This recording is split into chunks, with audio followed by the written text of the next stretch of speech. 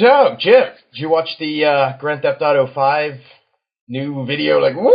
Big unveil. Yes, I did, Conrad. Thanks for asking. So what do you think? Are you excited about it at all? Yeah. I'm moderately excited. I'm always eager to play a Grand Theft Auto game because it's Grand Theft Auto. The video did a good job of certainly holding my attention. It had my interest before, but now I'm really listening because I like where they're going with it. The whole, I mean, it's not like it's doing anything new in any way, but... Well, there's some new stuff, though. I mean, one of the things that I thought was most striking about it was how much more customization they seem to be pushing into it. I mean, they're adding tattoos, they're doing car customization. Ammo customization. Ammo customization.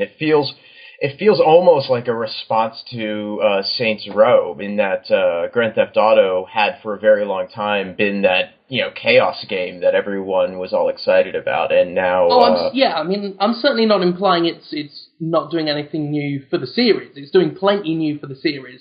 I mean more in terms of the industry itself. I mean the multiple protagonists, the customizable stuff. This is all stuff that's been done before. But Rockstar is very good at taking ideas like that and doing unique things with them. And that's what I'm excited to see, is for them to take these established ideas and then do some flippery with them and do something interesting. See, now the multiple characters thing, for me, I'm wary of that particularly, especially how they demonstrated it in the game. I mean, I'm totally cool with the between missions, switch around, see what people are doing. That seems really neat. It does. But the mid-mission switching between characters, that makes me nervous, because I think about how kind of, I don't want to say janky. Janky's not the word. But between the camera and the just the combat mechanics of Grand Theft Auto have never really been the focus of it. And I think adding the multiple character switching thing into the mix, it's either going to be something that's only used at specific points, or something that I'm not going to want to use at all. I'm hoping they recommend, hey, here's a good opportunity to switch, because it'd be so hectic, I feel like I would lose control of the situation very quickly. I already feel like I've lost control in just about every situation. In most Grand Theft Autos, yeah.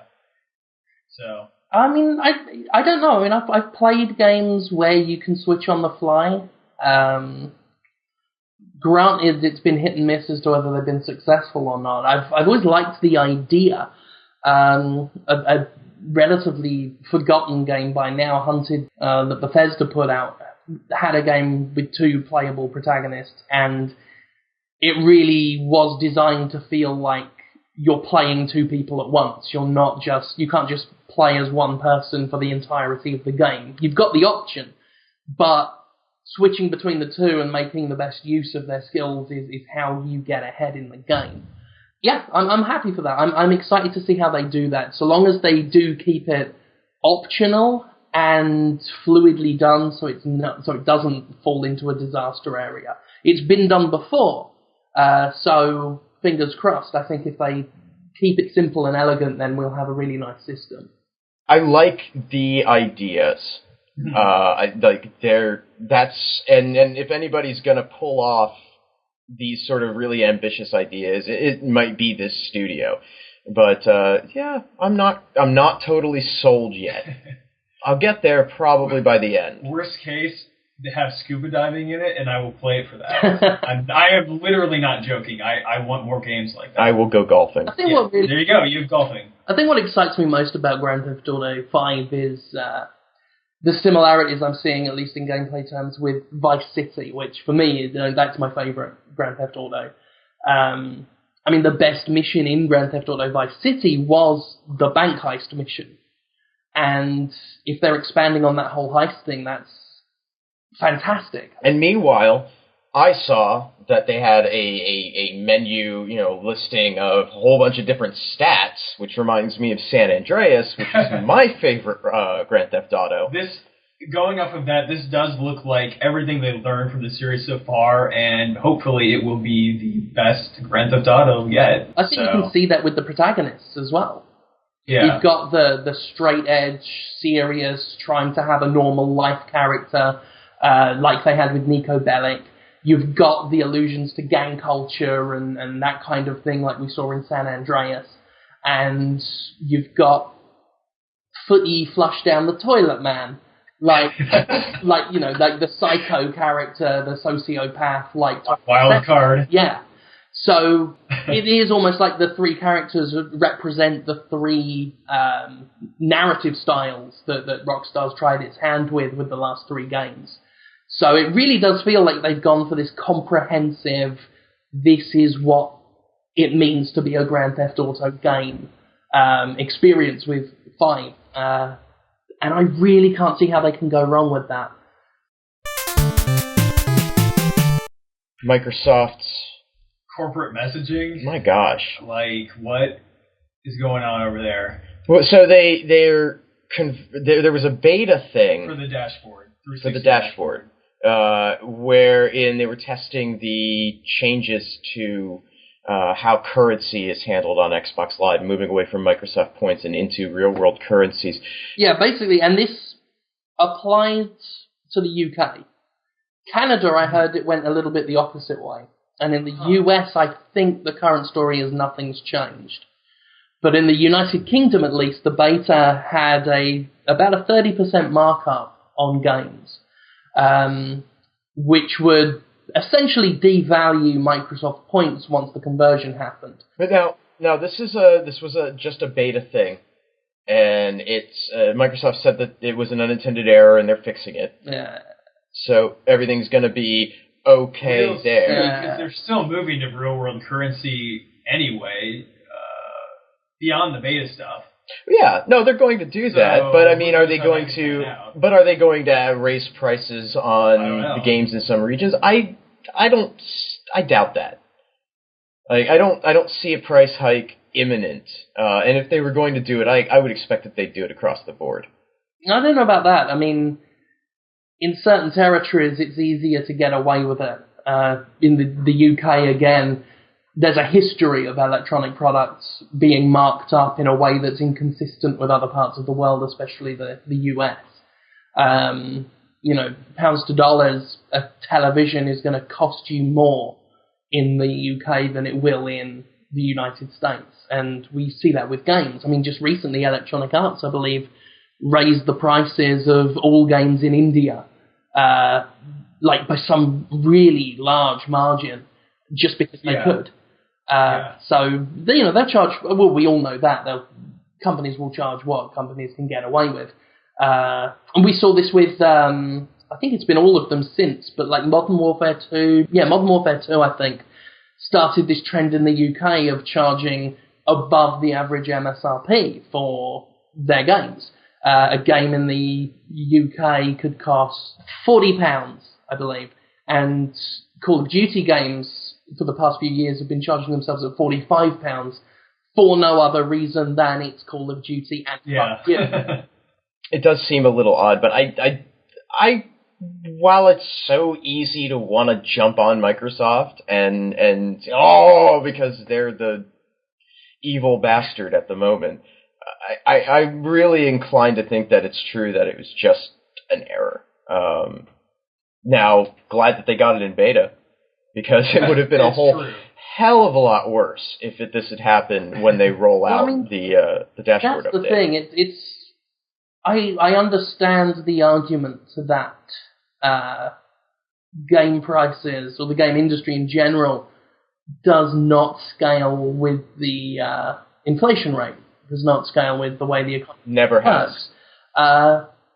So on one fundamental level, it wasn't that the prices raised that was the issue. It was just the way they had risen in that manner of that we're just converting the money and then everything costs more.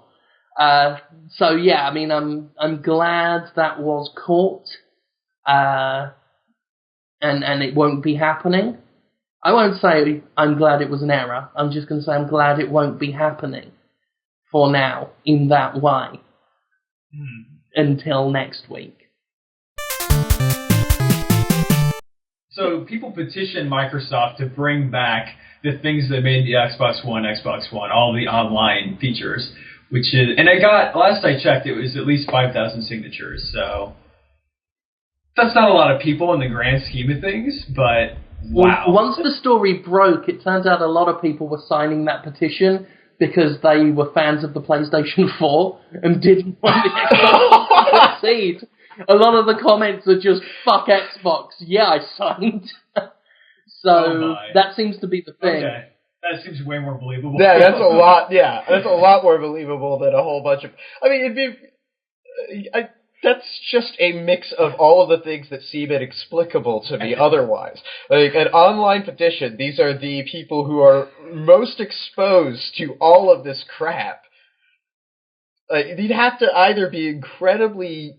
I don't want to say dumb. Because that's not fair. There are people out there who could benefit from yes, and there are valid there are valid perspectives to that, I suppose. Yeah. I think one of the things is Microsoft, or at least Microsoft's anonymous mouthpieces, especially when it came to pastebin posts, did a really good job of changing the narrative after Microsoft had reversed its DRM and region locking and what have you policies. Taking away the family sharing thing along with the DRM as if they had to do that was a very good move. Because, you take away the one good thing with all the bad and get enough people upset about that, and then the story becomes you made them take away good things. And then a lot of people have latched onto that. They saw the benefit of the family sharing thing. Which may have been tied integrally to the DRM to the point where they were inseparable. But that's not the fault of the people that didn't want the DRM. That's the fault of Microsoft for making that DRM such an integral part of the infrastructure that they couldn't separate the two. That's nobody's fault. And if that's not the case, if they were separable, that's just Microsoft being a dick. So there's that. There are also people who, for some reason, believe Microsoft, which has done nothing to earn our trust, can suddenly be trusted to handle this kind of infrastructure, this kind of online cloud-based, no ownership, Steam for consoles idea well. What? Games for Windows Live says hi. Yeah. It's a bit of a problem there. I mean, I said after the fallout when the DRM was reversed, I said I am not averse to the idea of consoles adopting a more Steam-like approach. I'm not against the idea of a market entirely fueled by digital distribution. I just don't want Microsoft to be the one to lead and define that. I don't trust the company to do that. I'd put Sony and Nintendo ahead of Microsoft with the trust there. And I don't trust either of them two fuckers to do it either. The PC market has earned the right to do that by having a very trusted number of companies handling it, by allowing user control, even if property ownership is a lot more muddy. They have a lot more control over the product still, with mods and fixes being able to go into the code and alter things themselves. It's got all this kind of stuff. And even then, there's still a lot with PC gaming that needs to evolve and adapt. Well, and that trust took time to develop, too. I mean, this wasn't like they launched it and people loved it. Yeah, remember when Steam first came out? Everyone, most people did not like it. And it's like, what is this crap in my games that I have to download? And eventually, over time, it got better. Well, now it's become the place that I go to with all my games. It doesn't matter what my game is. Now it's the inverse. It's like, get this on my games. Yeah, I'll buy stuff on Desura or wherever else. Yeah. And then I'll turn right around and use that code on Steam because it means that all my shit's in one place. The Xbox One tried to run before it even started to crawl. Consoles need to make it this generation. They need a generation where they prove they can handle this shit. You need to prove that you can have a trustworthy, reliable, well-designed digital storefront that's not afraid to be better than retail before I'll consider trusting you with my money.